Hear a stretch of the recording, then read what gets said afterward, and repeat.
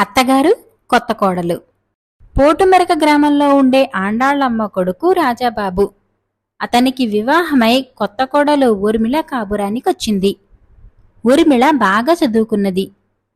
ఆండాళ్లమ్మకు చదువు లేదు. కనీసం అక్షరాలు కూడా నేర్చుకోలేదామె. ఊర్మిళకు తాను బాగా చదువుకున్నదాన్నిననే అహంకారం. అత్త ఆండాళ్లమ్మను లక్ష్యపెట్టేది కాదు. తనకు చదువురాదని ఆండాళ్లమ్మకు కోడలి ముందు చిన్నతనంగా ఉండేది. ఇద్దరూ ఎడమొహం పెడమొహంగా ఉండసాగారు. రాజాబాబుకు ఈ పరిస్థితి ఇబ్బందికరంగా పరిణమించింది. ఒకనాడు ఆండాళ్లమ్మకు ఒక ఉత్తరం వచ్చింది. అందులో ఆమె దూరపు చుట్టం ఒకతను చనిపోతూ 1,00,000 రూపాయలు విలువ చేసే ఆస్తిని ఆండాళ్లమ్మ పేర రాసిపోయాడని, అయితే ఆండాళ్లమ్మ చదవటం రాయటం నేర్చి ఆ దస్తావేజులు చదవగలిగినప్పుడే ఆస్తి ఆమె పరం చేయాలనే షరతులతో వీలునామా రాశాడని చనిపోయిన ఆయన స్నేహితుడు తెలియపరిచాడు. 1,00,000 రూపాయల విలువైన ఆస్తి. ఆండాళ్లమ్మకు చదువురాదు. దీనికి పరిష్కారమేమిటి? రాజాబాబు ఉత్తరం చదివి తల్లికి వినిపించి, అమ్మా, మనం పేదవాళ్లమేం కాదు. 10 ఎకరాల సుక్షేత్రమైన పొలం ఉన్నది. అయినా అనుకోకుండా తనకు తానై వచ్చి తలుపు తట్టిన లక్ష్మీదేవిని కాదనటం అపచారమవుతుంది. నా మాట విని చదువు నేర్చుకో అన్నాడు. ఈ వయసులో చదువా? నలుగురు నవ్విపోగలరు అన్నది ఆండాళ్లమ్మ. చదవటం రాయటం నేర్చుకోవటానికి వయసుతో సంబంధం లేదు. నలుగురు నవ్వటం కాదు, నిన్ను మరీ మరీ మెచ్చుకుంటారు. వచ్చే ఆస్తి 100-200, నిండు 1,00,000 రూపాయలు. ఊర్మిళ నీకు చదువు నేర్పుతుంది. నా మాట కాదనకు అని నచ్చచెప్పాడు రాజాబాబు. ఆండాళ్లమ్మ సరేనంటూ తలూపింది. ఆస్తి మీద ఆశతో ఊర్మిళ అత్తగారికి చదువు చెప్పటానికి సంతోషంగా ఒప్పుకున్నది. రాజాబాబు పలకాబలపం తెచ్చి ఇచ్చాడు. ఇంటి పనులన్నీ అయ్యాక ఊర్మిళ ఆండాళ్లమ్మ చేత అక్షరాలు దిద్దించసాగింది. 4 రోజులు గడిచేసరికల్లా ఆండాళ్లమ్మకు చదువు మీద శ్రద్ధ పెరిగింది. 3 నెలల్లోనే ఆండాళ్లమ్మ మాటలు రాయటం నేర్చుకున్నది. 5 నెలల్లో పుస్తకం చదివే స్థాయికి చేరింది. ఈ విధంగా ఈ 5 నెలల్లో అత్తాకోడళ్ల మధ్య సాన్నిధ్యం పెరిగింది. ఇంటి పనుల్లో అత్తకు ఊర్మిళ సహాయపడసాగింది. కోడలను గురువుగా అత్త భావించసాగింది. అత్తగారిలోని పట్టుదలకు కోడలు ముచ్చటపడింది. చదవటం బాగా వచ్చాక ఆండాళ్లమ్మ ఒకనాడు కొడుకుతో ఆ దస్తావేజులేవో తెచ్చుకుందామన్నది. రాజాబాబు చిన్నగా నవ్వుకొని తల్లిని భార్యను ఒకచోట కూర్చోపెట్టి, ఇద్దరూ శ్రద్ధగా వినండి. పరిస్థితులు అనుకూలిస్తే ఏ వయసులోనైనా చదువు నేర్చుకోవచ్చు. మీ ఇద్దరి మధ్య ఉన్న విభేదాలు తొలగించాలని మీకు సరి అయిన వ్యాపకం కల్పిస్తే సమస్య పరిష్కారమవుతుందని ఆలోచించి ఆ ఉత్తరాన్ని నేనే సృష్టించాను. ఇద్దరూ ఇప్పటిలాగే అన్యోన్యంగా ఉండండి అన్నాడు.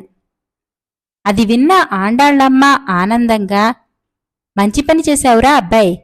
ఈ వయసులో హాయిగా భారత భాగవతాలు చదువుకుంటూ కాలం గడుపుతాను. ఇంత పుణ్యం కూడా అన్నది.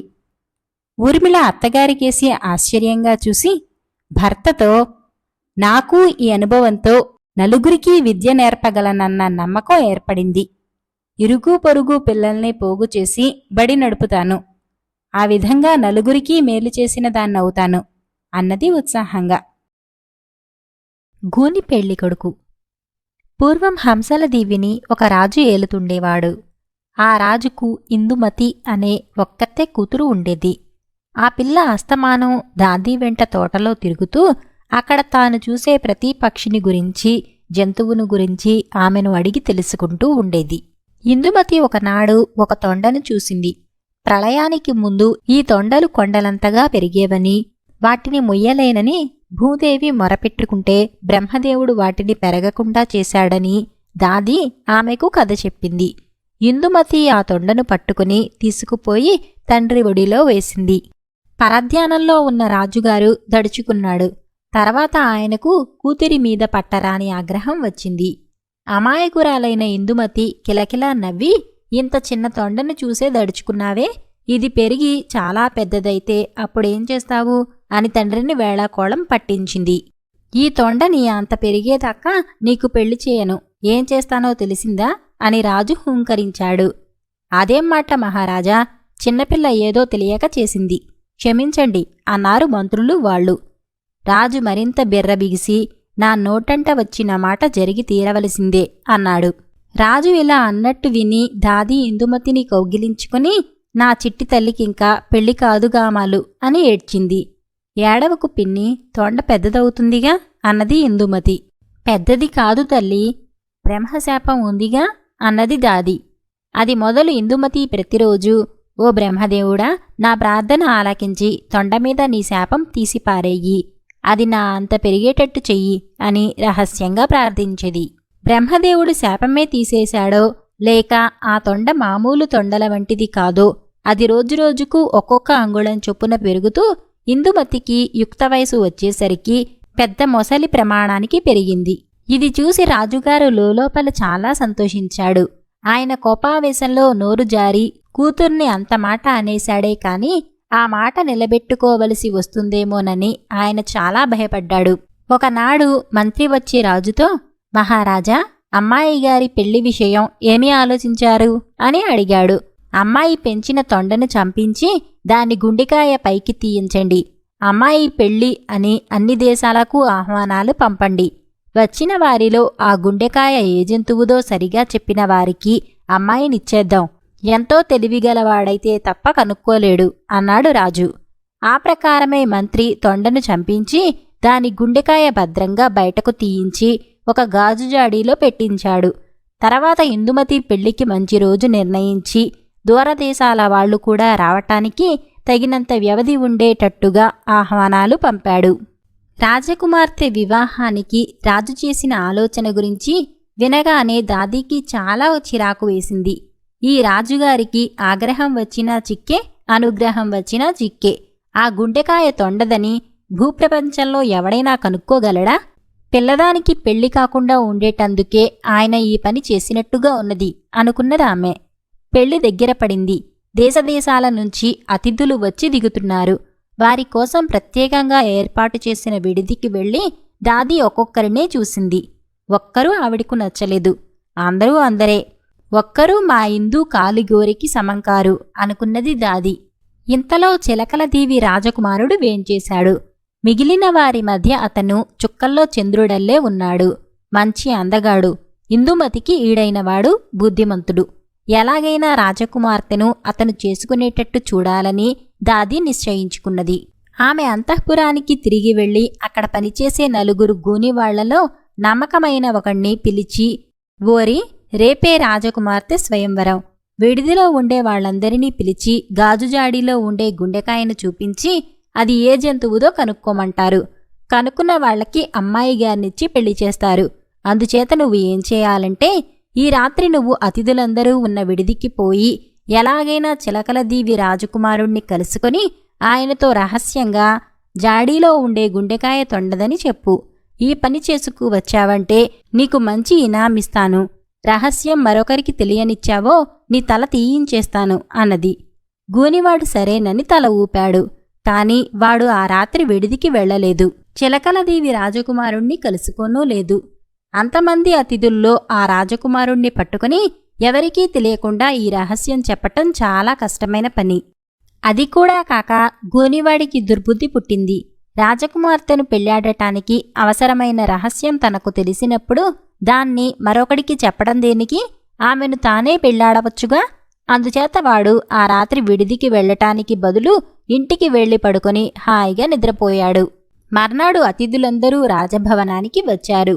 రాజుగారు వారందరికీ గాజుజాడి చూపించి, ఇందులో ఉండే గుండెకాయ ఏ జంతువుదో కనుక్కున్న వారికి నా కుమార్తెనిచ్చి పెళ్లి చేయటమే కాక అర్ధరాజ్యం కూడా ఇస్తాను అని చెప్పాడు. ఎవరికి తోచిన జంతువు పేరు వారు చెప్పారు. కుక్క కన్నా చిన్న జంతువు పేరు ఎవరూ చెప్పలేదు. కొందరు దాన్ని ఏనుగు గుండెకాయ అని కూడా చెప్పారు. అందరి వంతు అయిపోయాక గూనివాడు ముందుకు వచ్చి, మహారాజా, ఆ గుండెకాయ ఏ జంతువుదో నేను చెబితే నాకు అమ్మాయిగారినిచ్చి పెళ్లి చేసి అర్ధరాజ్యం ఇస్తారా అని అడిగాడు. అన్నమాట తప్పేది లేదు, తెలిస్తే చెప్పుకో అన్నాడు రాజు. అది తొండగుండెకాయ అన్నాడు గూనివాడు. అందరూ గోళ్ళుమని నవ్వారు. రాజుగారు గంభీరంగా, నవ్వకండి, వాడు చెప్పినది నిజం. ఈ గుండెకాయ ఒక తొండది. అన్నమాట ప్రకారం ఈ గూనివాడికి మా పిల్లనిచ్చి పెళ్లి చేస్తాం. అతిథులంతా ఉత్సవంలో పాల్గొని మమ్మల్ని ఆనందింపచేయ ప్రార్థన అన్నాడు. అప్పటికప్పుడే గూనివాణ్ణి అలంకరించి పెళ్లి కొడుకును చేశారు. ఆ తర్వాత విందు జరిగింది. విందులో అనేక వినోదాలు ఏర్పాటు చేశారు.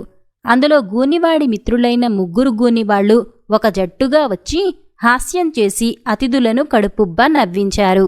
తరువాత వాళ్లు పెళ్లికొడుకు వద్దకు వచ్చి, ఒరే, నువ్విప్పుడు రాజు అవుతున్నావు, రాజకుమార్తెను పెళ్లాడుతున్నావు, మంచి బహుమానాలిచ్చి మమ్మల్ని సంతోషపెట్టరా అని అడిగారు. గూనివాడికి కోపం వచ్చింది. వాడు తాను కూర్చున్న చోటినుంచి లేచి వచ్చి ముగ్గురిని నడ్డి విరక్కొట్టి తన్ని, గూని వెదవల్లారా, పొండి అవతలకి అన్నాడు. ఇదంతా చూస్తున్న రాజకుమార్తెకు ఆ గూనివాళ్ల మీద జాలివేసి ఒక నౌకరుతో రహస్యంగా వాళ్లు 3 నా గదికి తీసుకుపో అన్నాడు. నేను ఇప్పుడే వచ్చి వాళ్లకు బహుమతులిస్తాను అని చెప్పింది. భోజనాలు ముగియగానే ఇందుమతి గబగబా మేడమీదకి వెళ్లి తన గదిలో ప్రవేశించింది. ఆమె కోసం గూనివాళ్లు వేచి ఉన్నారు. ఇందుమతి తలుపు గడియ పెట్టి గూనివాళ్లకివ్వటానికి కాను తన పెట్టెలన్నీ తెరచి నగలు, బట్టలు పైకి తీయసాగింది. ఇంతలో బయట అడుగుల చప్పుడు వినపడింది. తలుపు మీద ఎవరో తట్టారు. ఎవరు వారు అన్నది ఇందుమతి. రాజుగారు, పెళ్లికొడుకు పలికారు. ఏమి చేయటానికి పాలుబోక ఇందుమతి గూనివాళ్లను తన పెట్టెలో పడుకోమని మూతలు వేసి తాళాలు బిగించింది. తర్వాత వెళ్లి తలుపులు తెరిచింది. ఇందుమతి తండ్రి, కాబోయే భర్త లోపలికి వచ్చారు. వాళ్లు ఎంతకీ వెళ్లలేదు. ఇందుమతికి తండ్రి చాలా పెద్ద ఉపన్యాసం చెప్పాడు. ఆడి తప్పటం తమ వంశంలో ఎన్నడూ లేదన్నాడు. తండ్రి మాట పాటించటం కూతురు విధి అన్నాడు. ఆడదానికి భర్తకు మించిన దైవం లేడన్నాడు. మహారాజుల్లో కూడా గూనివాళ్లున్నారన్నాడు. సూర్యాస్త సమయం కాబోయే వేళ వరకు ఇందుమతికి నీతులు బోధించి మహారాజు తన కాబోయే అల్లుడితో పెళ్లి ప్రయత్నాలు చూడబోయాడు. లగ్నం సరిగా అర్ధరాత్రికి. వాళ్లు వెళ్లిపోగానే ఇందుమతి మళ్లీ తలుపులు మూసి పెట్టెలు తెరిచింది. కాని అప్పటికే గూనివాళ్లు ఊపిరి సలపక చచ్చిపోయారు. ఇందుమతి తన దాదీని పిలిపించి జరిగినదంతా చెప్పింది. దాది వెంటనే ఊళ్ళోకి వెళ్లి ఒక ఆజానుబాహువైన వాణ్ణి పట్టుకుని, ఒరే, ఒక రహస్యమైన పని నీ వల్ల కావాలి. రాజుగారి ఇంట్లో ఒక మూట ఉన్నది. దాన్ని చీకట్లో పట్టుకుపోయి సముద్రంలో పారేసి రావాలి. ముందు 10 రూపాయలిస్తాను. పని పూర్తి చేసుకుని వచ్చాక మరో 20 రూపాయలిస్తాను అన్నది. కట్టె కొట్టి బేడా పావలా సంపాదించుకునే ఆ పేదవాడికి ఇది చాలా మంచి బేరంగా కనపడింది. దాది వాణ్ణి వెంట పెట్టుకుని ఇందుమతి గదికి తెచ్చింది. అక్కడ ఒక గోతం ఉన్నది. కట్టెలు కొట్టేవాడు దాన్ని ఎత్తుకుని వెళ్ళిపోయాడు. దాన్ని వాడు సముద్రంలో పారేసి మిగిలిన 20 రూపాయలు పుచ్చుకోవటానికి వచ్చాడు. కాని వాడు వచ్చేసరికి గోతం ఎప్పటి చోటే ఉన్నది. ఈ గోతం చాలా జిత్తుల మారిది. నిన్ను ఏమార్చి తిరిగి వచ్చింది. ఈ మారైనా మోసపోకుండా దీన్ని సముద్రంలో పారేసిరా అన్నది దాది. ఈసారి కట్టెలు కొట్టేవాడు సముద్రం లోతుకు వెళ్లి గోతాన్ని పారేసి వచ్చాడు. కాని వాడు వచ్చేసరికి మళ్లీ గోతం యథాస్థానంలో ఉన్నది.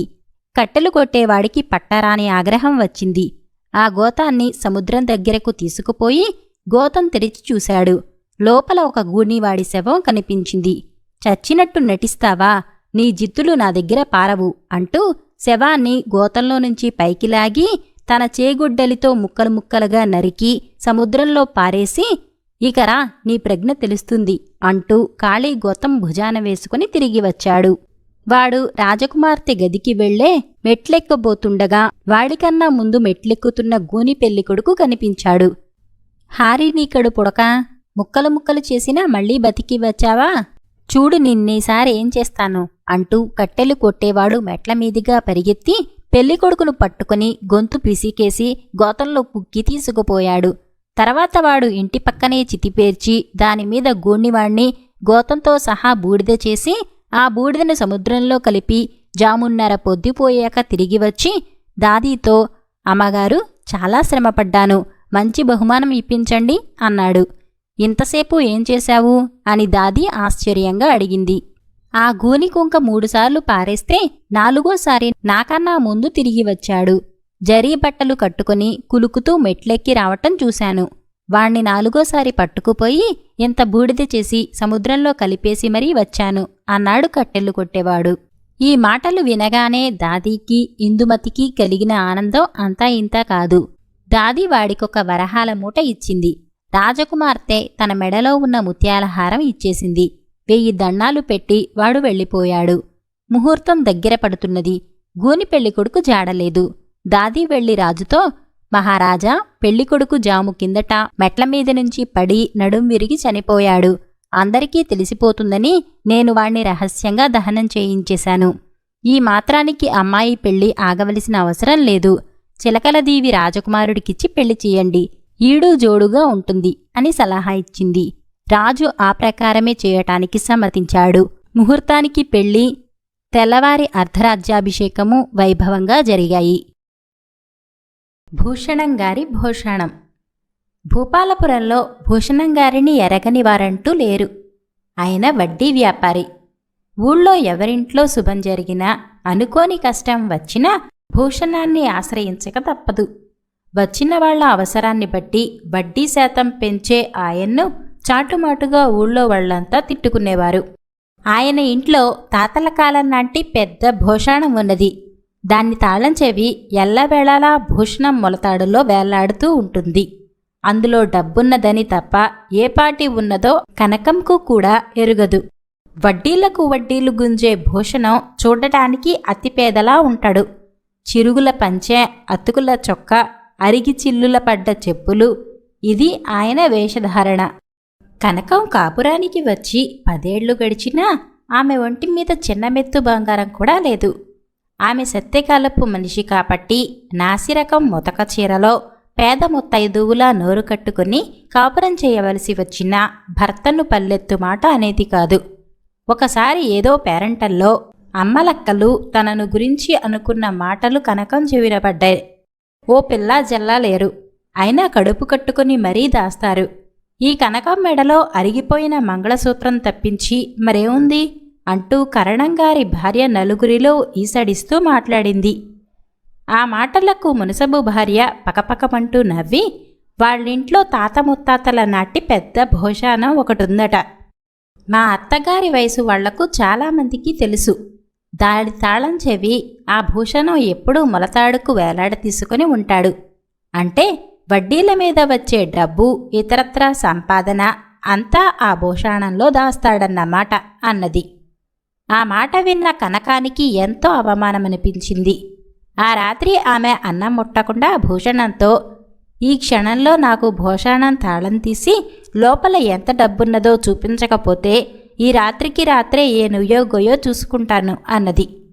ఆమె అన్నంత పని చేస్తుందని హడలిపోయిన భూషణం, సరే అలాగే చూద్దువు కానీ ఆ చూసిందేమిటో అప్పటికప్పుడే మర్చిపోవాలి అంటూ భూషాణం మూత తెరిచాడు. కనకం కళ్ళు చెదిరిపోయాయి. భూషాణం సగం వరకు కళ్ళు మిరుమిట్లు కొల్పుతూ బంగారు కాసులు. వాటిని చూస్తూనే కనకం పట్టరాని కోపంతో, ఇంత బంగారం భూషాణంలో పెట్టుకుని నన్ను దిష్టిబొమ్మలా వీధిలోకి పంపిస్తావా? పైగా పండగ రోజుల్లో కూడా పచ్చడి మెతుకులేనా మనం తినటం అన్నది. ఒసే వెర్రిదానా, అంత పెద్దగా మాట్లాడకు. ఇదంతా ఎవరికోసమనుకున్నావు? భూషాణంలో మిగిలి ఉన్న సగం నిండగానే మనం దీన్ని తీసుకుని పట్నం వెళ్ళిపోదాం. నేను సముద్ర వ్యాపారం మొదలు పెడతాను. ఆ పైన నీ ఒళ్ళంతా బంగారమే అన్నాడు భూషణం పట్టరాన్ని సంతోషంతో పెద్దగా నవ్వుతూ. అయితే మరి ఈ భూషణం నిండేదెప్పుడు అన్నది కనకం అనుమానంగా. అంతా ఆ పైవాడి దయ. ఇది నిండే వరకు ఒక కాసు కూడా ముట్టానని ఒట్టేసుకున్నాను అంటూ భూషాణం మూత మూసేశాడు భూషణం. ఆ రాత్రి కనకానికి ఒక కల వచ్చింది. 2 మనుషుల సాయంతో భూషణం భూషాణాన్ని గుర్రపు బండిలో పెడుతున్నాడు. తెల్లవారాక ఆ కల గురించి భర్తకు చెప్పి, కనకం, మన పట్నం ప్రయాణం దగ్గర పడినట్టున్నది అన్నది. అలాగా, ఆ ధనలక్ష్మి కృప ఉండాలే కాని ఒక్క రోజులో కాసులతో భూషాణం నిండిపోదు అంటూ భూషణం మహానందపడిపోయాడు. ఆ సాయంత్రం భార్యాభర్తలిద్దరూ అష్టలక్ష్మి ఆలయానికి వెళ్ళి తమ కల నిజం కావాలని మొక్కుకున్నారు. తర్వాత వాళ్ళు పూజారి బాదం ఆకులలో పెట్టి ఇచ్చిన చక్కెర పొంగలి ఒక పెడగా కూర్చొని ఆనందంగా తినసాగారు. ఆ సమయంలో ఆలయమంతా హడావిడిగా కలయ తిరుగుతూ పెద్ద తలపాగాలతో గుబురు మీసాలతో ఉన్న ఇద్దరు ఆజానుబాహులు అక్కడికి వచ్చి పూజారిని, అయ్యా, సన్నగా పొడవుగా తేనె కళ్లతో పెదవిపైన పెద్ద పుట్టుమచ్చతో ఉండే అందమైన అమ్మాయి ఇటుకని వచ్చిందా అని అడిగారు. ఆ మాటలు భూషణం, కనకం విన్నారు. పూజారి వాళ్లతో అలాంటి అమ్మాయి ఎవరూ రాలేదని చెప్పాడు. వాళ్ళు నిరాశగా వెనుతిరగటం చూసి పూజారి, ఇంతకు ఎవరా అమ్మాయి అని అడిగాడు. వాళ్ళు గొంతు తగ్గించి పూజారితో, ఎవరో కాదు, మన యువరాణి చంద్రరేఖ. ఆమె ఆ మధ్య తూర్పుకొండ ప్రాంతాలకు విహారానికి వెళ్ళినప్పుడు మహా అందగాడైన ఒక చెంచు యువకుణ్ణి ప్రేమించింది. ఆ సంగతి తెలిసి రాజుగారు మండిపడి వంశగౌరవం వల్లకాటి పాలవుతుందని యువరాణిని గట్టిగా కోపడ్డాడు. ఆమె రహస్యంగా భవనం వదిలి పారిపోయింది. రాజుగారు ఆమెను సురక్షితంగా తీసుకువచ్చిన వారికి 50,000 వరాహాల బహుమతి ప్రకటించారు. మేము ఆమె కోసం గాలిస్తున్నాం అని చెప్పి వెళ్ళిపోయారు. ఆహా, ఆ 50,000 వరాహాలతో మన భోషాణం నిండిపోతుంది అన్నాడు భూషణం. ఇంకేం, ఆమెను వెతుకుతూ బయలుదేరు అన్నది కనకం. ఆ తూర్పు కొండల్లోక? ఇంకా నయం, ఆ కొండ ప్రాంతాలలో పులులు, ఎలుగుబంట్లు విచ్చలవిడిగా తిరుగుతుంటవి అన్నాడు భూషణం. ఆ రాత్రి భార్యాభర్తలు భోజనాలు ముగించి పడుకోపోతుండగా వీధి తలుపు చప్పుడైంది. ఇంత రాత్రివేళ వచ్చిన వాళ్ళెవరా అనుకుంటూ భూషణం పోయి తలుపు తెరిచి అక్కడ నిలబడిన యువతిని చూసి నిర్ఘాంతపోయాడు. ఆ వచ్చినది మరెవరో కాదు, యువరాణి. సన్నగా పొడవుగా తేనె కళ్లతో పెదవి మీద పుట్టుమచ్చతో చాలా అందంగా ఉన్నదామె. ఒంటరిదాన్ని, ఈ రాత్రి మీ ఇంట ఆశ్రయం ఇస్తారా అన్నదామె. దానికేం భాగ్యం, లోపలికి రండి అంటూ ఆమె లోపలికి రాగానే పక్కగదిలో ఉన్న కనకం దగ్గరికి పోయి, మన పంట పండిందే, ఆ యువరాణి సరాసరి మన ఇంటికే వచ్చింది అన్నాడు భూషణం. కనకం అంత దూరాన ఉన్న ఆ యువరాణి కేసి చూసి, యువరాణి అని నాకు నమ్మకం కలగటం లేదు. కిరీటం ఏది, ఒంటి నిండా నగలేవి అన్నది. రహస్యంగా పారిపోతున్న రాకుమారి అవన్నీ ధరిస్తుందా? వేషం మార్చుకున్నదన్నమాట.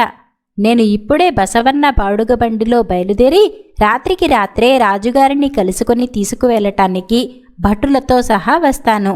రేపు రాత్రికే మన భోషాణం నిండిపోతుంది అంటూ భూషణం పెరటిదారిన పోయి బసవన్న బండిలో రాజధానికి బయలుదేరాడు. బండి సగం దూరం వెళ్లగానే నిలిచిపోయింది. ముందు చాలా బళ్ళు నిలబడి ఉన్నాయి. దారిలోని ఏరు పొంగింది. బసవన్న ముందుకెళ్ళి చూసివచ్చి, తెల్లవారేలోగా ఏరు తీసే సూచనలు లేవు, రాత్రికి ఇక్కడే మనకు జాగరణ తప్పదు అన్నాడు. ఇది విన్న భూషణానికి నెత్తిమీద పిడుగు పడ్డట్టయింది. తెల్లవారేలోగా ఇల్లు చేరకపోతే యువరాణి ఇంట్లోంచి బయటపడుతుంది. తను వెంటనే వెళ్ళి ఆమె నిద్రిస్తున్న గది బయట నుంచి గడియ పెట్టాలి.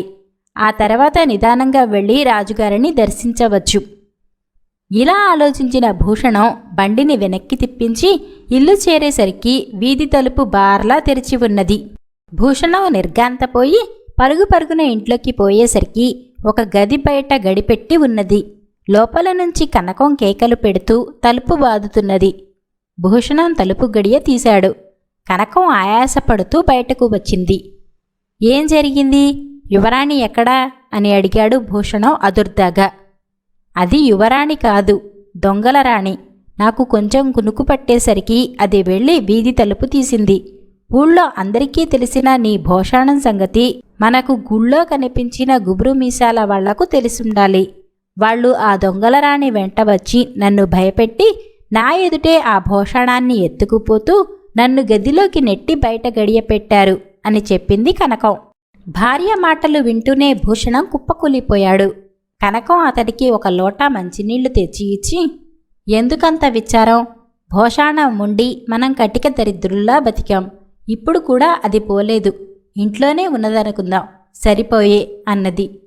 భూషణం భార్యకేసి కొద్దిసేపు కళ్ళార్పకుండా చూసి, కనకం, నువ్వు సత్యకాలపు పతివ్రతవు, ఆస్తంతా పోయే, పుట్టింటికి పోతానంటూ గొడవ పెట్టకుండా అపరంజీ బంగారం లాంటి మాటలు అన్నావు.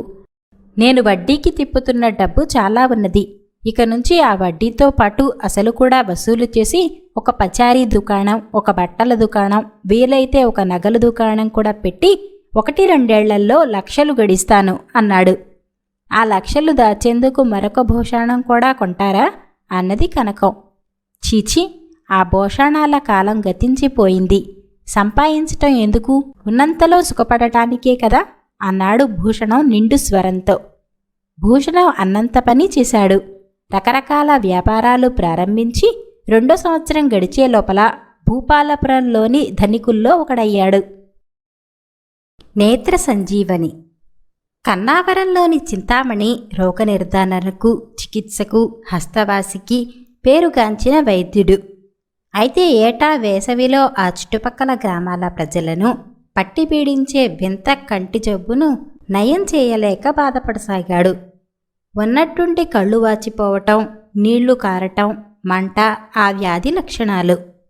కొందరికైతే ఆ జబ్బు కారణంగా చూపు మందగించటం కూడా జరిగేది. ఆ వ్యాధికి సరైన వైద్య విధానం తెలిసి కూడా దానికి సంబంధించిన నేత్ర సంజీవని మూలిక లభ్యం కాకపోవటం వల్ల ఆయన చికిత్స చేయలేకపోతున్నాడు.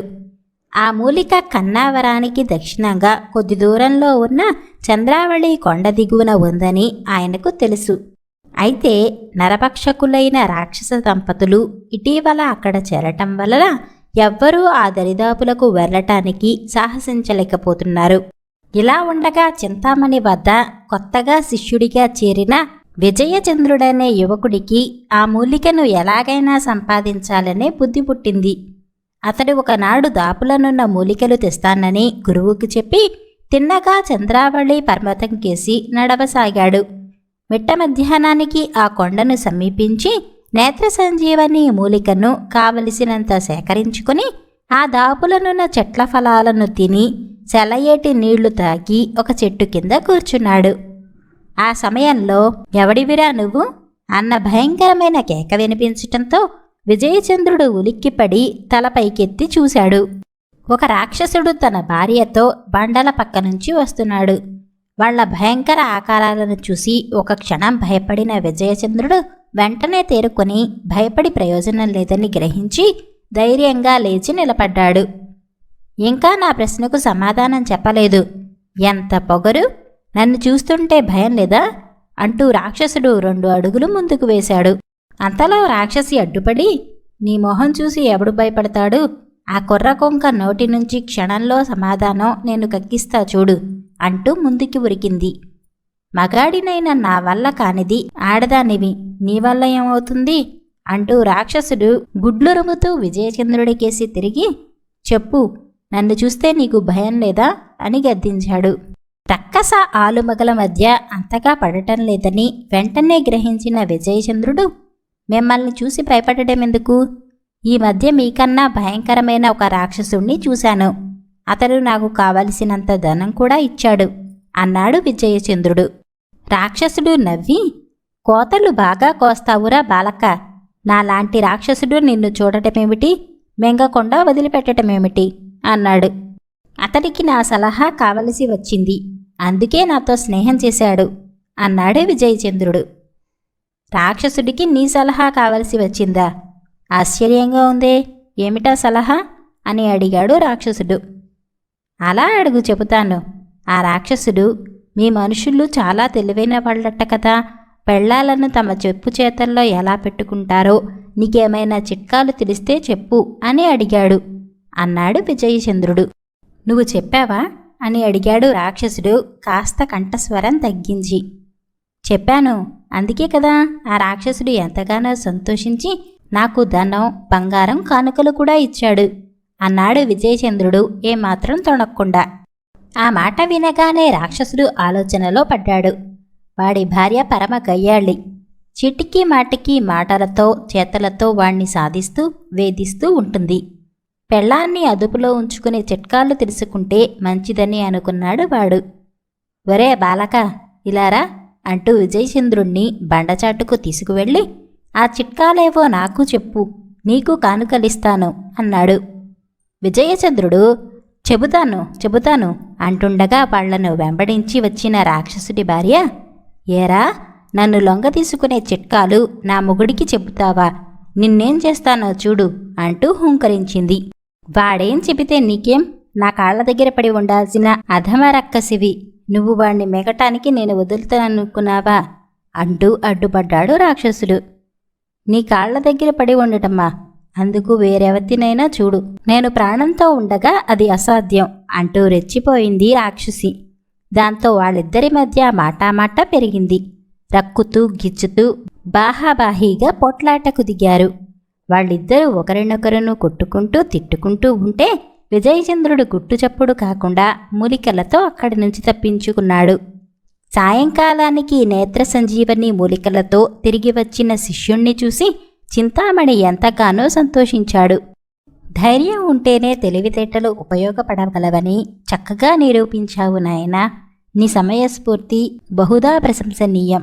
నీ పాటి ధైర్యం లేకే ఇన్నాళ్ళు ఆ మూలికను సంపాదించలేకపోయాను.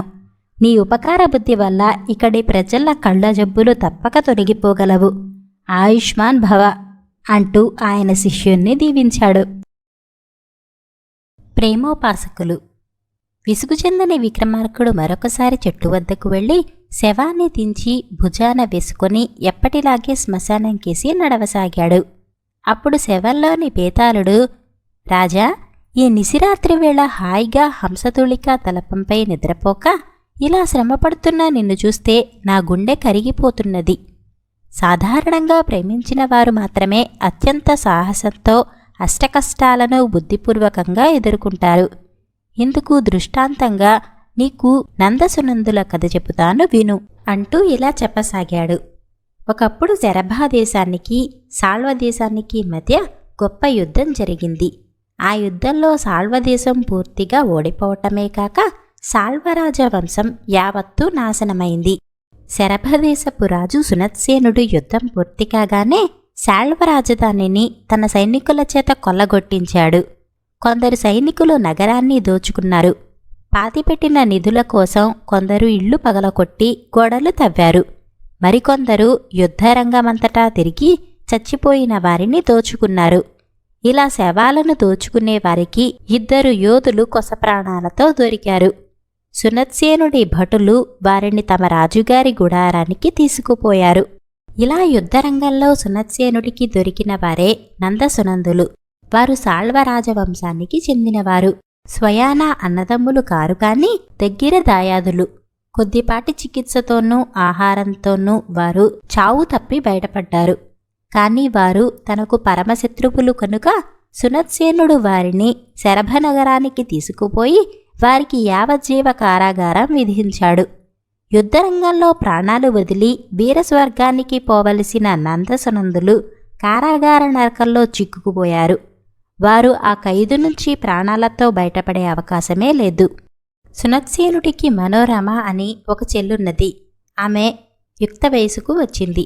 కాని తగిన వరుడు కనపడనందున అన్నగారు ఆమెకింకా వివాహం చేయలేదు. మనోరమ చక్కదనం అప్సరసలను మించినది. చక్కదనానికి తోడు మంచి వివేకం కూడా కలది. శరత్కాలం వెళ్లినా వసంతకాలం రాగానే ఆమె ప్రతిరోజు ఉద్యానవనానికి వెళ్లి తనకు నచ్చిన పూలు కోసి తెచ్చుకోవటం ఆమెకు అలవాటు. ఆ విధంగా ఒకనాడు ఆమె ఉద్యానవనానికి వచ్చింది. ఈ ఉద్యానం ఖైదుకు ఒక పక్కగా ఉన్నది. నందసునందులున్న చోటి నుంచి ఈ ఉద్యానవనంలో ఒక భాగం కనిపిస్తుంది. గవాక్షం వద్ద నిలబడి ఉద్యానంలోకి పరధ్యానంగా చూస్తున్న నందుడికి మనోరమ అకస్మాత్తుగా కనిపించింది. తమ్ముడు, ఆమె వనదేవత లేక మనిషా? ఇంత అందగత్తెను నేనెక్కడా చూడలేదు. ఈమెను తప్ప నేనింకెవరిని ప్రేమించలేను అన్నాడు నందుడు. సునందుడు కూడా గవాక్షం దగ్గరికి వచ్చి మనోరమను చూసి మరుక్షణమే ప్రేమాగ్నిలో పడిపోయాడు. వారు చూస్తుండగానే మనోరమ కనుచూపు దాటిపోయింది. నందసునందులు ఒకరినొకరు చూసుకున్నారు. కీడులో కూడా మేలుంటుంది అన్నా, మన ప్రారబ్ధం బాగుండక ఈ ఖైదులో చిక్కుపోయామని అనుకున్నాను. కానీ ఖైదులో ఉండబట్టే కదా ఈ జగన్మోహిని ప్రేమించే అవకాశం కలిగింది.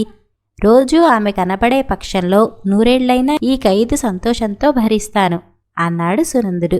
ఈ మాటలు విని నందుడు తమ్ముడిపైన మండిపడ్డాడు. నేను ప్రేమించిన స్త్రీని నీవెలా ప్రేమిస్తావు? నీకు ధర్మం ఆపాటి కూడా తెలియదా? నేను నీకన్నా పెద్దవాణ్ణి. ఆమెను ముందు నేను చూశాను. చూస్తూనే ప్రేమించాను.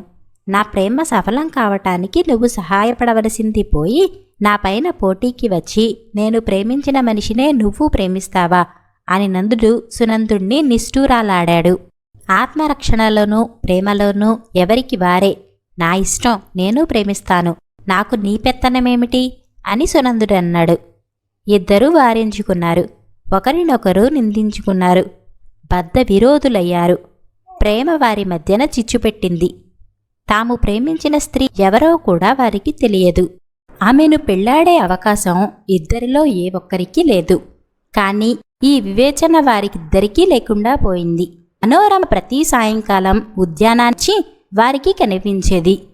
ఆమెను చూస్తున్నంతసేపు వారికి స్వర్గంలో ఉన్నట్టే ఉండేది. ఆమె కనపడకుండా పోగానే వారిద్దరూ గర్భశత్రువుల్లా పోట్లాడుకోవటం ప్రారంభించేవారు. ఇలా కొన్ని మాసాలు గడిచాయి.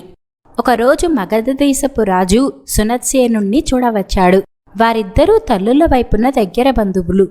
తాను సాళ్వదేశాన్ని జయించి రాజధానిని నేలమట్టం చేసిన సంగతి, తన శత్రురాజు పరివారానికి చెందిన నంద సునందులను తెచ్చి యావజ్జీవ కారాగార శిక్ష విధించిన సంగతి సునత్సేనుడు మగధరాజుతో చెప్పాడు.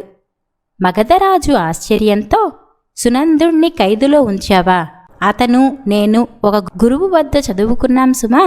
నేనివాళ చాలా చెడ్డవార్త విన్నాను అన్నాడు.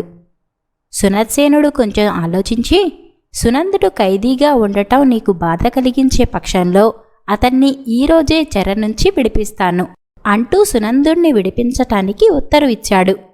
తర్వాత ఆయన సునందుడితో, నీ అదృష్టం బావుంది, అందుచేత నీకు విమోచన లభించింది. అయితే నువ్వు నాకు గర్భశత్రువువే, అందువల్ల నా రాజ్యం విడిచిపోవటానికి ఒకరోజు గడువిచ్చాను. వెళ్ళిపో. ఆ తర్వాత నువ్వు నా రాజ్యపు సరిహద్దుల్లో కనిపించావంటే తక్షణం శిరశ్ఛేదం చేయిస్తాను అన్నాడు. సునందుడు ఆ రోజే బయలుదేరి తన దేశానికి వెళ్ళిపోయాడు. కానీ స్వేచ్ఛ లభించిందన్న ఆనందం అతనికి కొంచెం కూడా దక్కలేదు. సాళ్వదేశం కాంతులు లేకుండా పోయింది. రాజధాని ఉండవలసిన చోట శిథిలాలు మాత్రమే ఉన్నాయి. పూర్వం అతన్ని ఎరుగున్నవారు కొందరు అతన్ని చేరతీసి అతనికొక ఇల్లు ఇప్పించారు. కానీ జీవితంలో అతనికి ఏమాత్రమూ ఆనందం లేదు. ఈ స్వేచ్ఛ దేనికి? ఆ చెరసాలలో ఉంటే నా ప్రియురాలిని ఎప్పుడైనా చూసి ఆనందించేవాణ్ణి కదా. ఇప్పుడిక ఆమెను కళ్ళ చూసే అదృష్టం కూడా లేదు. ఆమె కోసం కుమిలి ఏడవటం తప్ప నాకింకేమీ మిగలలేదు. నాకన్నా నందుడు ఎన్నో రెట్లు అదృష్టం. వాడు రోజు ఆమెను కళ్ళ చూసి అయినా సంతోషిస్తాడు అనుకున్నాడు సునందుడు. అక్కడ నందుడు కూడా రోజూ బాధపడుతూనే ఉన్నాడు. సునందుడు ఏదో మాయోపాయం చేసి ఖైదు నుంచి బయటపడ్డాడు. ఇక వాడా స్త్రీని పెళ్లాడటానికి అడ్డేమీ లేదు. మరొక విధంగా ఆమెను పెళ్లాడలేకపోతే దేశానికి తిరిగి వెళ్ళి పెద్ద సేనను పోగు చేసుకుని సునత్సేనుడిపైకి దండెత్తి వచ్చి యుద్ధంలో గెలిచి అయినా ఆమెను పెళ్లాడగలడు. నేనే ఏమీ చేతకాని అసమర్థపు స్థితిలో ఇక్కడ పడి ఉన్నాను అనుకున్నాడు నందుడు. 1 ఏడాది గడిచింది. సునందుడి మనసు ఆ రోజుకారోజు బరువెక్కుతున్నదే కానీ కొంచెం కూడా తేలికపడటం లేదు.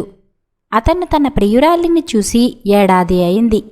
ఈ లోపల నందుడామెను ఎన్నిసార్లు చూసి ఆనందించాడో. ఇలా ఆలోచించటం వల్ల సునందుడికి నిద్రాహారాలు కూడా లేకుండా పోయాయి. ఇలా జీవించే కంటే ఆమెను చూస్తూ చచ్చిపోవటమే మేలు. నేను శరభదేశం పోతాను అని సునందుడు నిశ్చయించుకున్నాడు. అతను అద్దంలో చూసుకున్నాడు. గడిచిన ఏడాదిలోనూ అతని ముఖం ఎంతో మారిపోయింది. ఒకవేళ అతను శరభదేశం వెళ్ళినా అతనినెవరూ గుర్తించలేరు. అందుచేత సునందుడు తన పేరు మార్చుకొని సోమపాలుడని పేరు పెట్టుకుని శరభదేశానికి బయలుదేరి వెళ్ళాడు. అతను అనుకున్నట్లే అతన్ని ఎవరూ గుర్తించలేదు. రాజభవనంలో అతనికి సులువుగా కొలువు దొరికింది. అతను యువకుడు, బలం కలవాడు కావటం చేత మొదట్లో మూట పనులు సైతం ఉత్సాహంతో చేశాడు. అయితే అతను తెలివిగలవాడని, బాధ్యతలు నిర్వర్తించగలవాడని దివాణం అధికారులు అతనికి కొంత పెత్తనం ఇచ్చి పెద్ద ఉద్యోగిని చేశారు.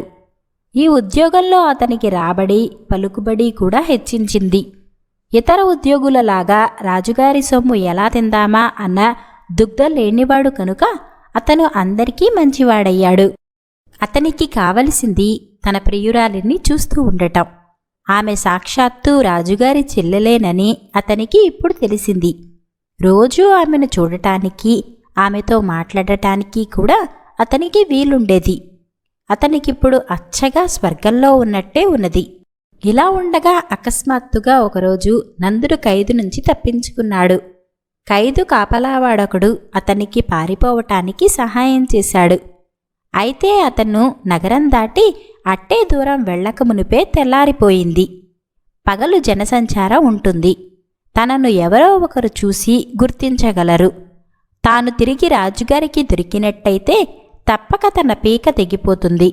ఏదో విధంగా శరభరాజ్యం నుంచి బయటపడి శాల్వదేశం చేరుకుంటే తాను పెద్ద సేనను పోగు చేసి యుద్ధం చేయవచ్చు. యుద్ధంలో తాను గెలిచాడా తన ప్రియురాలు తనకు దక్కుతుంది. చచ్చిపోవటమే జరిగితే తన కష్టాలన్నీ ఈడేరుతాయి. తనకన్నా ముందే విడుదల పొందిన సునందుడు ఈ పని చేసి ఉండవలసింది. ఆ పని ఇప్పుడు తాను చేస్తాడు.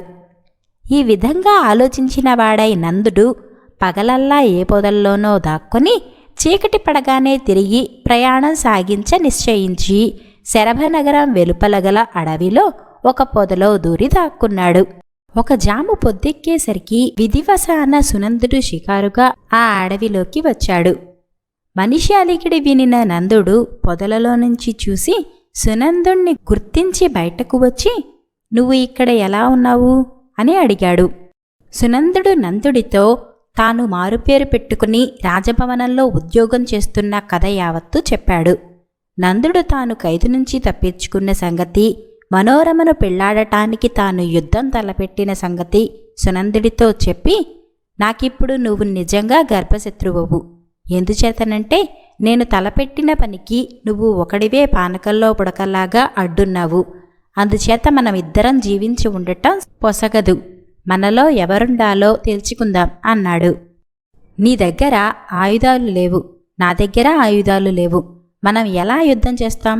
రేపు ఈ వేళ వరకు నువ్విక్కడే ఉన్నట్టయితే నేను 2 కత్తులు తెస్తాను" అన్నాడు సునందుడు. నందుడు సరేనన్నాడు. ఆ రాత్రి అతను ప్రయాణం మానుకొని ఆ పొదలలోనే గడిపాడు. మర్నాడు తెల్లవారుతూనే సునందుడు 2 కత్తులు తీసుకుని అక్కడికి వచ్చాడు. వాటితో ఆ ఇద్దరు భీకరమైన ద్వంద్వ యుద్ధం ప్రారంభించారు. ఆ రోజే సునత్సేనుడు తన భార్యను, చెల్లెలిని వెంటపెట్టుకుని రథంపై లేళ్లను వేటాడటానికి బయలుదేరాడు. రథం అరణ్యం ప్రవేశించిన కొద్దిసేపటికే కత్తులు ఒకదానికొకటి తగిలే చప్పుడు వినిపించింది. రాజు వెళ్లి చూసేసరికి రక్త ప్రవాహాలతో తడిసి పోరాడుతున్న నందసునందులు కనిపించారు. "ఆపండి, ఎవరు కత్తి ఎత్తితే వారిని చంపేస్తాను" అంటూ సునత్సేనుడు వారిని సమీపించి, "మీరెవరు?" అన్నాడు. నందుడు రాజుకు తన కథ, సునందుడి కథ చెప్పేశాడు. అతను ఏమీ దాచలేదు. అంతా విని రాజు ఆశ్చర్యచకితుడయ్యాడు. తన చెల్లెలిపైన గల ప్రేమ కొద్దీ నందసునందులు తమ ప్రాణాలు ఒడ్డిన పద్ధతి చూసి ఆయన ముచ్చటపడ్డాడు. సునందుడు ఖైదు నుంచి బయటపడి కూడా శరభరాజ్యానికి తిరిగి వచ్చి మనోరమను చూస్తూ ఉండగలందులకై తన ప్రాణానికి అపాయం కలిగే పని చేశాడు. నందుడు తన ప్రేమను సునందుడితో పంచుకోలేక అతన్ని చంపటమో తాను చావటమో జరగాలని తీర్మానించాడు. ఇద్దరి ప్రేమ అత్యాశ్చర్యమైనదే. సునత్సేనుడు ఇద్దరినీ క్షమించాడు. ఇద్దరి ప్రేమకు తగిన ప్రతిఫలం లభించాలనే అతని ఉద్దేశం. అయితే మనోరమ ఇద్దరిలో ఒకరినే పెళ్లాడగలదు. అందుచేత వారిద్దరి ప్రేమలలో ఏది గొప్పదో తేల్చే భారం మనోరమపైనే పెట్టదలిచాడు రాజు. ఆయన మనోరమతో, "అమ్మా, వీరిద్దరిలో ఎవరినో ఒకరిని పెళ్లాడే అవకాశం నీకిస్తే నువ్వెవరిని పెళ్లాడతావు?" అని అడిగాడు. మనోరమ తడుపుకోకుండా నందుణ్ణి ఏరుకున్నది. సునత్సేనుడు వారిద్దరికీ వైభవంగా పెళ్లి చేసి సాళ్వరాజ్యాన్ని నందుడికి తిరిగి ఇచ్చేశాడు. సునందుడు మటుకు హతాశుడై చేయగలిగిందేమీ లేక దేశాలు పట్టిపోయాడు. బేతాళుడి కథ చెప్పి, "రాజా, మనోరమ నందసునందులలో నందుడి ప్రేమ ఎక్కువని ఎలా నిర్ణయించింది? తన కింద సేవకుడిగా అణిగిమణిగి ఉంటున్న సునందుణ్ణి వదిలేసి తనపై యుద్ధం తలపెట్టిన నందుణ్ణి తన చెల్లెలు వరిస్తే సునత్సేనుడు ఎందుకు అభ్యంతరం చెప్పలేదు? ఈ ప్రశ్నకు సమాధానం తెలిసి కూడా చెప్పకపోయావో నీ తల పగిలిపోతుంది" అన్నాడు. నందుడి ప్రేమ సునందుడి ప్రేమ కన్నా ఎక్కువైనదనటానికి ఎలాంటి సందేహమూ లేదు. సునందుడు కూడా మనోరమను ప్రేమించినప్పటికీ అపాయకరమైన పనులు పూనుకోలేదు. ఆమెను తన భార్యగా చేసుకునేటందుకు అతను ఎలాంటి ప్రయత్నమూ చేయలేదు. అతను శరభదేశానికి తిరిగి రావటం సాహసమైన పనే. కానీ తనను ఎవరూ గుర్తించరని రూఢీ చేసుకున్న మీదటనే అతడు ఆ సాహసానికి ఒడికట్టాడు. నందుడు అలా కాదు. అతని లక్ష్యం మనోరమను పెళ్లాడటం. అందుచేతనే అతను సునందుడి పోటీ ఏమాత్రమూ సహించలేకపోయాడు. అతను ఖైదు నుంచి తప్పించుకోవటము, సునందుడి సంగతి తేల్చుకునేటందుకు ఒకరోజల్లా శరభదేశంలోనే ఉండిపోవటము, సేనను పోగు చేసుకుని వచ్చి శరభరాజును ఓడించాలని నిర్ణయించటము మొదలైన పనులు అతను చేశాడు. అవి అత్యంత ప్రమాదకరమైన పనులు. అందుకే మనోరమ అతని ప్రేమను స్వీకరించింది. ఇక సునత్సేనుడు అభ్యంతరం చెప్పకపోవటానికి బలమైన కారణం ఒకటి ఉంది. మనోరమ కోసం నందుడు సునత్సేనుడిపై యుద్ధం తలపెట్టాడే కాని అతను గెలిచే అవకాశమేమీ లేదు. సాళ్వదేశం ఏనాడో చితికిపోయింది. అది బాగా ఉన్నప్పుడే సాళ్వరాజు తనతో పోరి ఓడిపోయాడు. అలాంటి పరిస్థితుల్లో నందుడు తనకు ప్రమాదమైన శత్రువు అయ్యే అవకాశం ఏమీ లేదు. ప్రేమ యొక్క ప్రేరణ చేతనే నందుడు అలాంటి ఆలోచన చేశాడని గ్రహించి సునత్సేనుడు వివాహానికి అంగీకరించాడు అని విక్రమార్కుడు చెప్పాడు. రాజుకు ఈ విధంగా మౌనభంగం కలగగానే బేతాళుడు శవంతో సహా మాయమై తిరిగి చెట్టెక్కాడు. అడ్డుగోడ. నాయుడుగారు చాలా సంపాదించాడు. అదంతా ఆయన కష్టార్జితం. అందుచేత ఆ డబ్బు దుబారా కావటం ఆయనకు ఎంతమాత్రమూ ఇష్టం లేదు. ఆయన ఇంటి ఖర్చు ప్రతి దమ్మిడీ కూడా తన చేతి మీదుగానే చేసేవాడు. భార్యకు కూడా డబ్బు ఇచ్చేవాడు కాదు. ఇలా ఉండగా నాయుడుగారి వంట మనిషి పని మానుకుని తన కొడుక్కు ఉద్యోగం దొరికిన ఊరు వెళ్ళిపోయింది. నాయుడుగారికి మరో వంట మనిషి అవసరమైంది. ఎవరో పంపినట్టుగా ఒక నడివయసు ఆడమనిషి వచ్చి, నా పేరు సావిత్రి, వంట పని చేయడానికి వచ్చాను. మీ పాత వంట మనిషే నన్ను పంపింది అన్నది. మనిషి శుచిగానూ శుభ్రంగానూ ఉన్నది. అందుచేత నాయుడుగారు తృప్తిపడి, రోజూ మిగిలిపోయే అన్నం నువ్వు తీసుకుపోతావా, పని మనిషిని తీసుకుపోనిస్తావా అని అడిగాడు. సావిత్రి నవ్వి, నేను వంట చేస్తే అన్నం మిగిలే ప్రసక్తి ఉండదు. ఎంతమందికైనా తూచినట్టు వంట చేయగలను అన్నది. ఆమె పొదుపు నాయుడుగారికి చాలా తృప్తిగా ఉండటం చేత ఆయన సావిత్రితో, ఈ పూట వంట చెయ్యి, రేపటి నుంచి పనిలో చేరుతువు కాని అని సావిత్రిని తన భార్యకు అప్పచెప్పి తాను పని మీద వెళ్ళిపోయాడు. ఉద్యోగం ఇచ్చేవరకే ఆయన ప్రమేయం. ఆ పైన నాదే అధికారం. ఇంటిగుట్టు బయటపెట్టావో నీ ఉద్యోగం ఊడుతుంది అన్నది నాయుడుగారి భార్య సావిత్రితో. ఆ ఇంటిగుట్టు ఏమిటో సావిత్రికి త్వరలోనే తెలిసిపోయింది. నాయుడుగారంటే ఇంటిల్లిపాదికి హడలు. ఆయన తన సుఖం కూడా లక్ష్యపెట్టకుండా కష్టపడి డబ్బు సంపాదిస్తాడు. ఇంట్లో ఎవ్వరికీ ఏ లోటు రానియడు. అయినా ఇంట్లో ఎవరికీ ఆయనంటే ప్రేమ లేదు. అందుకు కారణం ఆయన ఎవరినీ నమ్మి ఒక్క పైసా కూడా ఇయ్యడు. ఆయన లోభి అని ఇంట్లో వాళ్ల అభిప్రాయం. తండ్రి ఇంటి నుంచి అవతలకి పోగానే పిల్లలు చిరుతిళ్లకని చిన్న చిన్న వస్తువులకని తల్లిని డబ్బు అడుగుతారు. వాళ్ల కోసం ఆవిడ ఇంటికి తెచ్చిన సరుకులు చాటుగా అమ్మి ఆ డబ్బు తన దగ్గర ఉంచుకునేది. ఇందుకోసం ఆమె నాయుడుగారి చేత ఇంటి అవసరాలకు మించి సరుకులు కొనిపించేది. అదనపు సరుకులు ఇంట్లో పనిమనిషి చేత బయట అమ్మించేది. ఈ రహస్యం తెలుసుకున్న సావిత్రి ఉండబట్టలేక నాయుడుగారి భార్యతో, అవసరానికి రెట్టింపు సరుకులు కొనిపిస్తున్నారు కదా, బాబుగారికి ఈ విషయం తెలిస్తే నేనే దుబారా చేస్తున్నాననుకుంటారేమో అన్నది. నీకా భయం అక్కర్లేదు. నాయుడుగారు ఖర్చు పెట్టేశాక ఆ ఖర్చు గురించి మళ్ళీ ఆలోచించరు అన్నది నాయుడుగారి భార్య. కానీ సావిత్రికి ఇంటి పరిస్థితి ఏమీ నచ్చలేదు. ఇంటి మనుషులు ఇంటి యజమానిని పరాయి మనిషిగా చూడటం ఆమె సహించలేకపోయింది. ఒకరోజు ఎందుకో పని మనిషి రాలేదు. నాయుడుగారి భార్య ఆ రోజే తెచ్చిన 4 వీసెల నెయ్యిలో సగం ఒక గిన్నెలో పోసి సావిత్రికి ఇచ్చి పెరటి దోవన వెళ్ళి నెయ్యి అమ్మి డబ్బు తీసుకురమ్మన్నది. సావిత్రి నెయ్యి అమ్మి డబ్బు గిన్నె తీసుకుని తలవాకిలికుండా ఇంట్లోకి వచ్చింది. ముందు గదిలో నాయుడుగారుంటాడని ఆమెకు తెలుసు. ఆమె నెయ్యి అమ్మగా వచ్చిన డబ్బు నుంచి ఒక నాణెం తీసి నాయుడు గారికిచ్చి, ఇది సత్తు నాణెం కాదు కదా బాబూ, చూడండి అన్నది. నాయుడుగారు నాణాన్ని మోగించి చూసి, ఇది చెల్లే నాణెమే, ఇంతకు ఇది నీ దగ్గరికి ఎలా వచ్చింది అన్నాడు. నెయ్యి అమ్మగా కొట్టువాడు ఇచ్చాడు అని నోరు జారినట్టు నాలిక కరుచుకున్నది సావిత్రి. నెయ్యి అమ్మడమేమిటి అని నాయుడుగారు అయోమయంగా అడిగాడు. సావిత్రి భయం అభినయిస్తూ జరిగినది చెప్పి, ఇది రోజూ జరుగుతున్నదే కదా అన్నది. నాయుడుగారు ఉగ్రుడైపోయి భార్యను పిలిచి నానా చివాట్లు పెట్టాడు. నాయుడుగారి భార్య భర్తకేమీ జవాబు చెప్పలేక సావిత్రిని మింగేసేలా చూసింది. జవాబు చెప్పవేం అంటూ నాయుడుగారు భార్య మీద చేయెత్తాడు. ఆగండి బాబుగారు, అసలు తప్పు మీదే. అమ్మగారికి తరచూ డబ్బు ఇస్తూ ఉంటే ఈ విధంగా చేసేవారా? ఇంట్లో ఆడవాళ్లకు ఖర్చులేవి ఉండవనుకోకండి. పిల్లలు చిరుతిళ్లకు డబ్బు అడుగుతారు. తలవని తలంపుగా ఇంటికి కావలసిన వస్తువేదో వీధిలో అమ్మకానికి వస్తుంది. ప్రతిదానికి భర్తను అడగాలంటే వీలు పడకపోవచ్చు. వీలు పడినా తలనొప్పిగా ఉండవచ్చు. కానీ అమ్మగారు చేసిన పని కూడా మంచిది కాదు. ఆమె చేసిన పని వల్ల పిల్లల దగ్గర పనివాళ్ల దగ్గర చులకనైపోయినారు. ఒకరిదాకా ఎందుకు, నా భర్త నాకు అప్పుడప్పుడు కొంత డబ్బు ఇస్తూ వచ్చినట్టయితే నాకు ఈ వంటలక్క పని తప్పేది. ఈ ఇంటి గుట్టు బయటపెట్టినందుకు నా ఉద్యోగం ఊడిందని తెలుసు అంటూ సావిత్రి డబ్బులు నాయుడుగారికిచ్చి వెనుతిరిగి వెళ్ళిపోబోయింది. కాని ఆమె వాకిలి దాటే లోపల సావిత్రి, రేపు మామూలు వేళకు వచ్చెయ్యి అంటూ భార్యాభర్తలిద్దరూ కేకపెట్టారు. వాళ్ళల్లో మార్పు వచ్చినందుకు సంతోషిస్తూ సావిత్రి మంచంలో పడి ఉన్న తన భర్త కోసం బత్తాయి పళ్ళు అవి కొని ఇంటికి వెళ్ళింది. ఆమె పండు ఒకటి ఒలిచి భర్తకిస్తూ, నువ్వు కాళ్ళు చేతులు పడిపోయి మంచాన పడినా ఇవాళ చక్కగా ఉపయోగపడ్డావు. నీ పేరు చెప్పి ఒక భార్యాభర్తల మధ్య అడ్డుగోడ తొలగించాను అన్నది.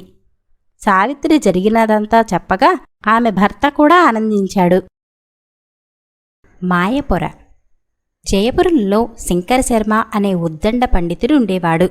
ఆయన వేదాంగాలను ధర్మశాస్త్రాలను క్షుణ్ణంగా చదివాడు. ఆసువుగా కవిత్వం చెప్పే అసాధారణ ప్రతిభ కూడా ఆయనకు సిద్ధించింది. తన వద్దకు వచ్చేవారికి మంచి చెడ్డలు విడమర్చి చెబుతూ పౌరోహిత్యంలో జీవయాత్ర సాగించేవాడు. ఆయనంటే ఆ ఊళ్ళోనే కాకుండా చుట్టుపక్కల గ్రామాలలోనూ గౌరవ మర్యాదలు ఉండేవి. శంకరశర్మకు అధిక సంతానం కావటంతో కుటుంబ అవసరాలు తీర్చటానికి చాలా శ్రమపడేవాడు. ఇంత జ్ఞాన సంపద ఉండి కుటుంబ పోషణ పెనుభారంగా మారిందేమిటా అని తన దుస్థితిని తలుచుకుని విచారపడేవాడు. తనకు సరస్వతీ కటాక్షం తప్ప లక్ష్మీ కటాక్షం లేకపోయింది కదా అని అప్పుడప్పుడు మనసులో కలత చెందేవాడు. ఒకనాటి సాయంకాలం శంకరశర్మ తన ఇంటి అరుగు మీద కూర్చొని ఏదో గ్రంథం చదువుకుంటున్నాడు.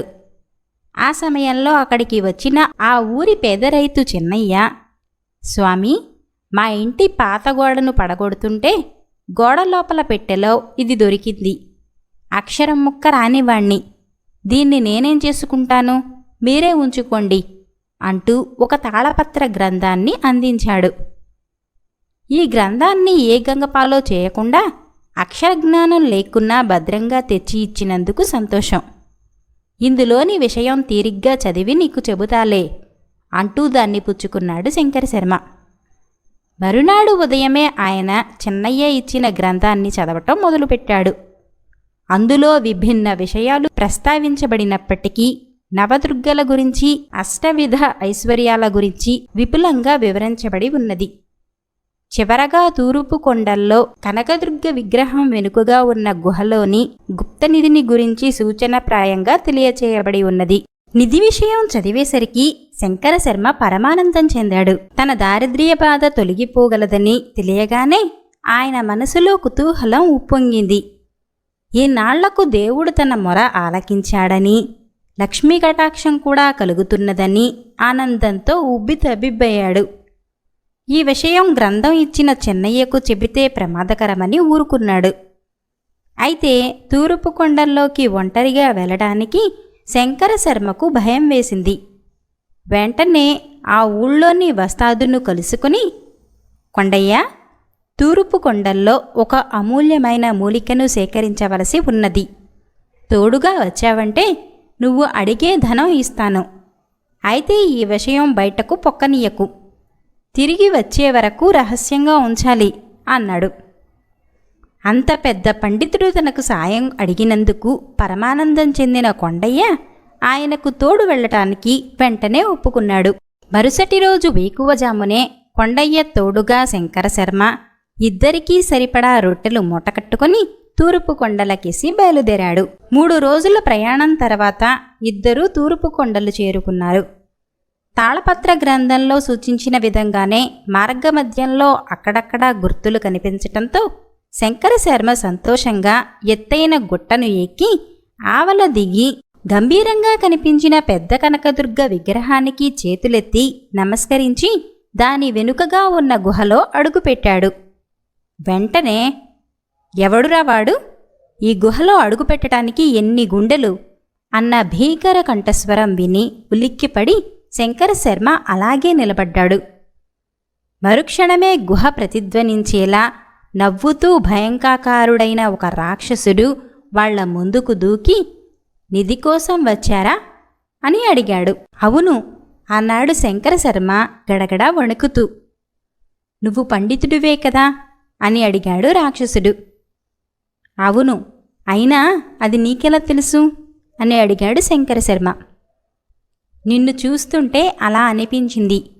నేను ఒకప్పుడు నీలాంటి పండితుడినే కనుక సులభంగా తెలుసుకోగలిగాను అన్నాడు రాక్షసుడు. మరి ఈ రాక్షస రూపమేమిటి అని అడిగాడు శంకరశర్మ ధైర్యాన్ని కూడా తీసుకుంటూ. నాలోని అత్యాశ తెచ్చిపెట్టిన రూపం ఇది. సరిగ్గా 30 సంవత్సరాల క్రితం నేనొక పండితుణ్ణి. ఒక నిరుపేద బ్రాహ్మడిగా ఒక ముని ఇచ్చిన తాళపత్ర గ్రంథాన్ని రహస్యంగా దొంగలించి అందులో ఉన్న నిధి రహస్యాన్ని తెలుసుకుని 3వ కంటికి తెలియకుండా ఇక్కడికి వచ్చాను. నిజానికి ఈ నిధి ఒక గంధర్వుడిది. నిధినంతా నా సొంతం చేసుకోవాలన్న నా అత్యాశను గ్రహించిన గంధర్వుడు రాక్షసుడివి కమ్మని నన్ను శపించాడు. పాదాలపై పడి క్షమించి తరుణోపాయం తెలియచేయమని వేడుకున్నాను. ఎవరైనా నీలాగే అత్యాశతో ఇక్కడికి వచ్చి నీ ద్వారా అత్యాశను పోగొట్టుకున్నప్పుడే నీకు రాక్షస రూపం విముక్తి. అంతవరకు ఇక్కడే పడి ఉండు అని చెప్పి ఆయన అదృశ్యమయ్యాడు. నువ్వు నాకీ విషయంలో సహాయపడగలవా అని అడిగాడు రాక్షసుడు. సాయపడకపోతే నేను నేర్చిన విద్యలకు సార్థకత ఉండదు. ఎదుటివారికి చెప్పేటందుకే నీతులు. అవకాశం లభించేంత వరకు అందరూ పెద్ద మనుషులే అన్న అతి సామాన్యుల స్థాయి నుంచి సర్వశాస్త్రాలు చదివిన పండితున్నయ్యి ఉండి ఒక మెట్టు కూడా పైకి ఎగబ్రాకలేకపోయినందుకు చింతిస్తున్నాను. అత్యాశ అనే మాయపొర నా కళ్ళను కమ్మినందుకు సిగ్గుపడుతున్నాను అంటూ శంకరశర్మ తను అక్కడికి ఎలా వచ్చింది రాక్షసుడికి వివరించాడు. అంతా విన్న రాక్షసుడు, నీ మాటలు నిజమని నమ్ముతున్నాను. నేను నీకీ రత్ననిధిని అప్పగిస్తాను. అందులో సగం చిన్నయ్యకు ఇవ్వు. నీ వాటాలో సగం నీకు సాయపడ్డా ఈ కొండయ్యకు ఇవ్వు. మిగిలిన ధనంతో నీ బతుకు నిశ్చింతగా సాగిపోతుంది. నువ్వు అత్యాశను వదులుకుంటే నాకు ఈ రాక్షస రూపం నుంచి విముక్తి లభిస్తుంది. మాట తప్పావో రౌరవాది నరకం తప్పదు అని హెచ్చరించి రత్నాల మూటను అప్పగించాడు. రత్నాల మూటతో జయపురం తిరిగి వచ్చిన శంకరశర్మ చిన్నయ్యకు సంగతి చెప్పి సగం ధనం అతనికి ఇచ్చాడు. తన వాటాలో సగం కొండయ్యకు ఇచ్చాడు. మిగిలిన దానిని పాఠశాలలు, వైద్యశాలలు, సత్రాల నిర్మాణానికి వినియోగించాడు. అందులో ఒక్క దమ్మిడీ కూడా తాను ఉంచుకోలేదు. ఎప్పటిలాగే పౌరోహిత్యంతో జీవయాత్ర సాగిస్తూ పండితుడిగా, పరోపకారిగా ప్రజల మన్ననలు పొందాడు. శంకరశర్మ ఒకనాడు పాఠశాలలను పర్యవేక్షిస్తుండగా అక్కడికి వచ్చిన ఒక అపరిచిత వ్యక్తి ఆయన పాదాలపై పడి, నాకు రాక్షస రూపం నుంచి విముక్తి కలిగించినందుకు కృతజ్ఞతలు అన్నాడు. అతడు తనకు గుహలోని నిధిని అప్పగించిన రాక్షసుడని క్షణంలో గ్రహించిన శంకరశర్మ, నా కళ్లకు కమ్మిన అత్యాశ అనే మాయపొరను తొలగించినందుకు నేనే నీకు రుణపడి ఉన్నాను అంటూ అతన్ని ఆప్యాయంగా లేవనెత్తాడు. స్వయంకృతం. చింతమోడు అనే గ్రామానికి సమీపాన గల ఒక అడవిలో అర్ధరాత్రి వేళ ముసలి పిశాచం ఒకటి తిరిసెన చెట్టు కొమ్మల్లో కునికిపాట్లు పడుతున్నది. ఉన్నట్టుండి చెట్టు కింద ఏదో అలికిడి కావటంతో అది కళ్ళు తెరిచి చూసింది. యువకుడొకడు పొదల మధ్యగా దారి వెతుక్కుంటూ చెట్టుకేసి వస్తున్నాడు. పిశాచం నిద్రాభంగం కలిగినందుకు కోపగించుకుంటూ, ఎవడ్రా వాడు? పిశాచాలు కాస్త కునుకు తీసే వేళ అడవిలో నీకేం పని? నాకు నిద్రాభంగం కలిగించినందుకు ప్రాణాలతో వదలను అన్నది. ఆ మాటలకు యువకుడేమీ చలించకుండా, నాక్కావలసింది అదే. నా ప్రాణాలు నువ్వు కాకపోతే ఏ క్రూర మృగమో తీస్తుంది. అందుకే ఇంత చీకటిలో ఇక్కడికి వచ్చాను అన్నాడు. ఆ జవాబు విన్న పిశాచానికి అతడి మీద జాలి కలిగింది. అది చెట్టు మీద నుంచి కిందకి దూకి, నీ వయస్సు నా వయసులో 1000 వంతు కూడా ఉండదు. అప్పుడే బతుకంటే విరక్తి పుట్టిందా ఏం కదా అని అడిగింది. యువకుడు దానికి తనను గురించి చెప్పుకున్నాడు. వాడి పేరు మురారి. మనిషి చాలా అనాకారి. ఎదురింట్లో ఉండే విమల అనే చక్కని అమ్మాయిని మనస్ఫూర్తిగా ప్రేమించాడు. విమలకు ఈ మధ్య పెళ్లి సంబంధాలు వస్తున్నాయని తెలిసి ఆనాటి సాయంత్రం మురారి వాళ్ళింటికి వెళ్ళాడు. ఆ సమయంలో విమల పెరట్లో పువ్వులు కోస్తున్నది. మురారి ఆమెను సమీపించి, విమల, నువ్వంటే నాకు ప్రాణం. నిన్ను పెళ్లి చేసుకుని పువ్వుల్లో పెట్టి చూసుకుంటాను. నా మాట నమ్ము అన్నాడు. వాడి మాటలకు విమల నవ్వి వాణ్ణి ఇంట్లోకి తీసుకుపోయి ఒక నిలువుటద్దం ముందు నిలబెట్టి, అదేమిటి అని అడిగింది. అద్దం అన్నాడు మురారి. అందులో ఎన్నడైనా ముఖం చూసుకున్నావా? నా అందానికి నీ అనాకారి రూపం తగింది కాదట ఆలోచన కలగలేదా? ఇక వచ్చిన దారినే వెళ్ళు అన్నది విమల కోపంగా. మురారి అవమాన భారంతో కుంగిపోతూ ఇక బతుకు వృధా అనుకుని అడవికేసి బయలుదేరాడు. అక్కడ ఏ క్రూర మృగం వాతో పడాలని అతడు నిశ్చయించుకున్నాడు. అంతా విన్న పిశాచి పెద్దగా నవ్వి, నిరాశపడకు, నిన్ను విమల కన్నా 10 రెట్లు అందగాడిగా చేస్తాను అంటూ నోట్లో నుంచి గుప్పుమని మంటలు తెప్పించి మురారి ఒళ్లంతా కాల్చింది. మురారి బాధతో విలవిలలాడిపోయాడు. వెంటనే పిశాచం వాడి మీదకి మంచుకంటే చల్లనైన గాలులు ఊదింది. వెన్నెల వెలుగులో మురారి తన ఒంటి నలుపు విరిగి పచ్చని పసిమిఛాయ వచ్చినట్టు గమనించి పిశాచికి వంగి నమస్కారం చేసి పరమానందంతో ఇంటిదారి పట్టాడు. అయితే మర్నాడు అర్ధరాత్రి వేళ దిగులుగా అడుగులో అడుగు వేసుకుంటూ మురారి పిశాచం ఉన్న చెట్టు దగ్గరకు వచ్చాడు. పిశాచం వాణ్ణి చూసి, కాస్త కంటికి కునుకు పట్టబోయే సమయానికి వచ్చావు. ఏం జరిగింది అంటూ చెట్టు దిగి వచ్చి వాడి ముఖంకేసి చూసి, అదేం అలా ఉన్నావు అని అడిగింది.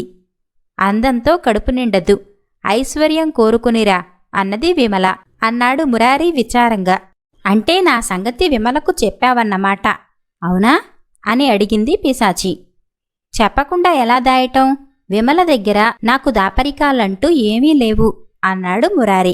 అలాగా, అయితే ఆ ఐశ్వర్యమేదో ఇప్పుడే ఇస్తాను, తీసుకుపోయి విమలను సంతోషపెట్టి పెళ్ళాడు అంటూ పిశాచి చెట్టు మీదకు పోయి ఒక పెద్ద సంచి నిండా బంగారు కాసులను కింద పడవేసింది. మురారి ఆ సంచిని తీసుకుని పిశాచికి కృతజ్ఞత చెప్పుకొని గ్రామానికి బయలుదేరాడు. 3వ నాటి రాత్రి దిగులు పడుతూ వస్తున్న మురారిని పిశాచం అంత దూరంలోనే చూసి, ఒరే బాబూ, విమలతో నీ పెళ్లి మాట ఏమో కాని ఈ వయసులో నాకు రాత్రిళ్ళు సరిగా నిద్ర లేకుండా చేస్తున్నావు. మళ్ళీ ఏం ముంచుకొచ్చింది? విమలకు ఆ బంగారం చాలదా అని అడిగింది. మురారి చెట్టు కింద చతికెలపడి కూర్చుంటూ, విమల అన్నదేమిటో తెలుసా? అందం ఐశ్వర్యం ఉంటే సరిపోతుందా? వాటిని శాశ్వతంగా భద్రపరచుకోగల తెలివితేటలు కూడా కావాలి. అవి నీ దగ్గర లేవు, వెళ్ళి పిశాచాన్ని అడుగు అన్నది అని చెప్పాడు. పాపం ఆ విమల చాలా తెలివి తక్కువది అంటూ పిశాచం పెద్దగా నవ్వి చెట్టు మీదకి పోయి కొమ్మలను గట్టిగా గలగలమంటూ ఊపింది. 1-2 క్షణాలు గడిచే లోపల మురారి చెట్ల ఆకులతో కప్పుకుపోయాడు. వాడు వాటిని దులుపుకుంటూ లేచి నిలబడి పిశాచంతో, నీ మేలు జన్మలో మరువను, ఇక వచ్చి నీకు నిద్రాభంగం కలిగించనులే అంటూ ఇంటిదారి పట్టాడు. 4వ రాత్రి చెట్టుకేసి వస్తున్న మనిషిని చూస్తూనే పిశాచం, రా విమల రా, నువ్వు వస్తావని నాకు ముందే తెలుసు అన్నది. విమల కళ్ళనీళ్లతో, నువ్వు ఏం మత్తుమందు చల్లావో కాని మురారి పూర్తిగా మారిపోయాడు. ఈ పగలు నన్ను పలకరించకపోగా నా ముఖం కేసే చూడలేదు. రేపు పట్నం వెళ్ళి అక్కడ ఏదో వ్యాపారం ప్రారంభిస్తానని వాళ్లతో వీళ్లతో అంటున్నాడు. ఎలాగైనా నువ్వు మురారికి బుద్ధి చెప్పి మా పెళ్లి జరిగేలా చూడాలి అంటూ చేతులు జోడించింది. పిశాచం పకపకమంటూ నవ్వి, ఇప్పటి మురారి మునుపటి మురారి కాదు విమల. తనకేది మేలో ఏది కీడో తెలుసుకోగల తెలివిమంతుడు. అందం, ఐశ్వర్యం, తెలివితేటలు పుష్కలంగా ఉన్న తనకు నువ్వు తగిన భార్యవు కాదని గ్రహించి ఉంటాడు. నీకంటే అందగత్తె, ఐశ్వర్యవంతురాలైన అమ్మాయే అతన్ని పెళ్లాడేందుకు ఇష్టపడవచ్చు. నువ్వంటే ఎంతో ప్రేమానురాగాలున్న అతన్ని నువ్వు అవమానించావు. అన్నీ ఉన్న మురారి ఇప్పుడు నిన్ను పెళ్లాడదలచకపోవటంలో ఆశ్చర్యపడవలసిందేమీ లేదు. అంతా నీ స్వయంకృతం, అవునా అని అడిగింది. పిశాచి మాటల్లోని నిజాన్ని గుర్తించిన విమల తలదించుకొని తిరుగుదారి పట్టింది.